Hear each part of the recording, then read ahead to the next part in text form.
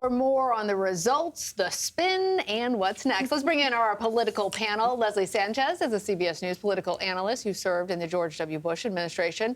Kristian Ramos is a Democratic strategist. Great to have both of you with us on this day after New Hampshire. Leslie, I'm going to start with you. How are those candidates spinning the double-digit win by Trump or Nikki Haley's outperforming expectations? The Trump campaign is moving along to South Carolina, definitely taking the victory lap that is well deserved. I think the more interesting part about this, and the part that has the hand wringing among Republicans, is Ambassador Haley's response, going strong in South Carolina, trying to say there's a way forward for her. And a lot of folks are scratching their heads, not only because it's going to be an extremely costly month for her to maintain an effort. But there's so much, when you're looking ahead to South Carolina, there's so much political support that has already moved into Donald Trump's camp.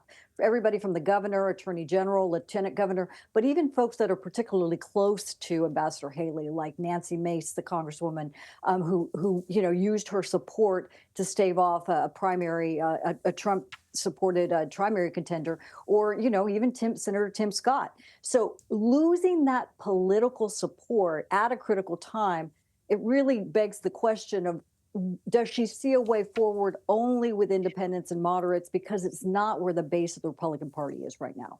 And on the Democratic side, Kristian, we know that Biden won a write-in only campaign there in the Granite State, and that's because of the Democrats' decision to support South Carolina as the first primary in the nation. Could that decision at all come back to hurt Biden in the general election? And was there anything on the Democratic side that is cause for concern for the president? Look, Joe Biden has been an incredible president. Democrats have provided the American people with the tools to build better lives. And we know after many, many elections that voters are trying to protect their freedoms whenever they go to the ballot box, whether it's South Carolina or New Hampshire. Look, we are in very good shape for this general election. And so, look, we're going to have to amass a multiracial, multi-generational coalition to win in November. But I actually think we're in very good shape coming out of this Republican primary, which has been very scary for the country. Let me talk to you, Leslie. I want to talk to you about GOP voters in New Hampshire. They said immigration was one of the most important issues to them. Is this something that's been a big driver for Republican voters? And how does that at all impact what might happen in the general election? That's the biggest story of the night, I think, not only in Donald Trump surpassing, breaking historic records in terms of turnout and support, beating 2016, 2020. But immigration, if you look at it in exit polls in 2016, was about 15%. It was the fourth most important issue. Fast forward 8 years, it is the second most important issue behind the economy, almost matched with the economy. So 15% to 31%.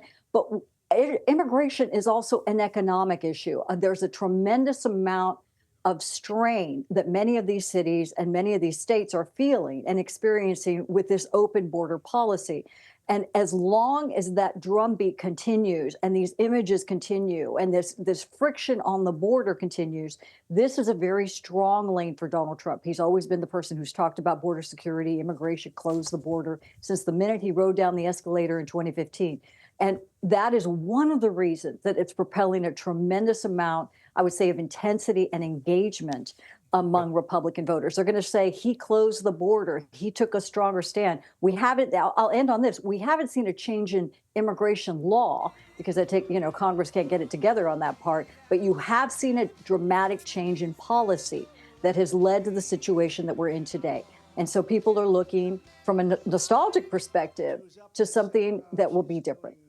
Well, Leslie, to that point, and Kristian, I want to get you in on this, on the fact that for Republicans, immigration policy is a major issue.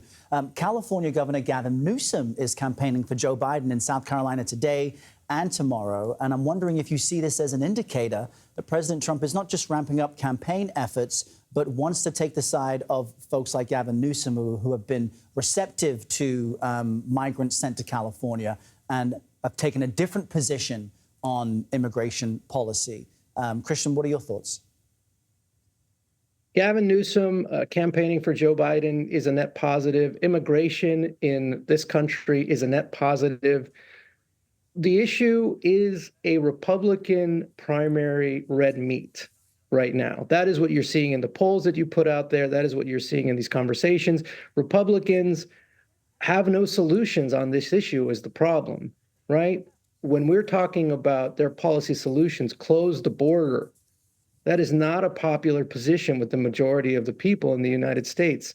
In a general election, we can have that conversation about what party is for legal, orderly processes of moving people through our southern border, and what party just wants to shut it down and not let anybody in. I would gladly welcome that conversation. That's a loser for the Republicans.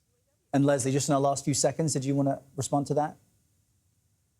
I don't think the American electorate sees it that way, and certainly not along the U.S.-Mexico border. These are states that have had a significant negative economic impact by having to take on so many undocumented, and people who argue that this is an open border policy by the Biden administration. You know, it's exploiting those perverse incentives to come to the country illegally. That's the challenge the Biden administration has, and it's not something going to be solved in a matter of months. Well, Leslie Sanchez and Kristian Ramos, great to chat with you both on this. Thank you very much.